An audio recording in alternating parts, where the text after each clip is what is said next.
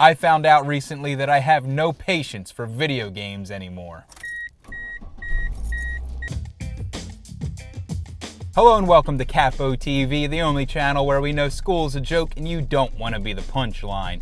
If this is your first time here, well, you came at a good time because I'm doing an experimental episode in the car. I did a live stream last Saturday night with a game called Cry of Fear. I picked it because it was supposed to be scary, it was supposed to be good, and it was free. I played it in the dark because I wanted to be scared.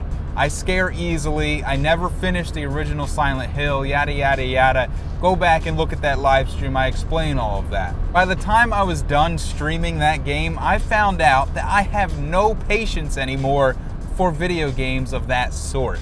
Within the first 3 minutes of actually playing the game, I got stuck in a black room with a busted window. There was nowhere else to go except through the window, but I didn't know how to get through it. Now, I'm not used to playing first-person shooters, but I guess it's a mechanic of that type of game to crouch and jump through stuff. I didn't even know this game had a crouch button though, because it didn't tell you anything. In order to know what the controls were, you had to go into the menus. Now, I know that's something that games used to do. There were no such things as tutorial levels, but I mean, still, it's a black room. You're in the dark, you have no idea what's going on, and you're expected to figure out the jump through a window.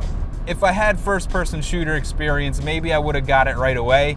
Maybe everything would have been fine and smooth sailing. I wouldn't have gotten frustrated, but I don't have the patience for that anymore. When I started the game, I was legitimately scared already within this first 3 minutes, but after spending those 10 minutes trying to get through that window, I was more frustrated than scared. The frustration overrode the fear factor. A little later on in the game, you find out that this is going to be the type of game where you have an objective, and then you have to go find clues to solve the objective and then run all the way back to where the objective first was. Backtracking. I have no patience for that either, apparently. And then you meet the first enemy in the game and it kicks your ass. I have no patience for enemies that do way too much damage relative to the damage that you do to them. I know it might be because it's supposed to be scary and give you a sense of danger, but when you're at half your health with no health packs in sight, and you've still got to go through 2 or 3 different sections of a stage or a level, it gets frustrating. What else happened in that game? There's the backtracking, the unclear direction, the enemies that do too much damage. There's, jump scares. I played this game because the reviews and such said that it was terrifying and that it would really mess you up psychologically, but in the first 45 minutes to an hour, all there were jump scares. There's no atmosphere in this game. It was all just like around the corner there's another enemy. Around this corner there's some weird trash bag kid. Like, I wanted to be scared. If I wanted that, I would have played Spooky's Jump Scare Mansion. And let me tell you, that game scared me more than this one did, because that game wasn't frustrating. So as it turns out, I have no patience for games anymore that just take up my time and frustrate me. I would rather be using that time to actually produce something, to create something, to do something productive in general. Because when I'm done playing a game, what do I have to show for it other than a lot of time I'll never get back?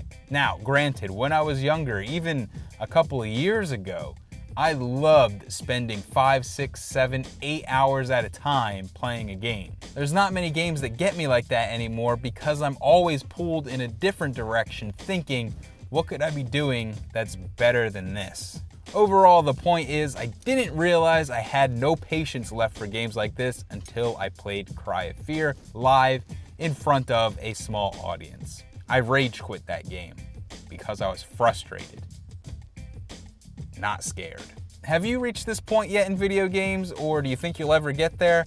Leave a comment down below and let's talk about that. And also, let me know what you think of this format where I'm driving in the car talking about whatever. I think this will be a very good way to increase the output of videos on this channel. As always, thanks for watching. See you later. Bye.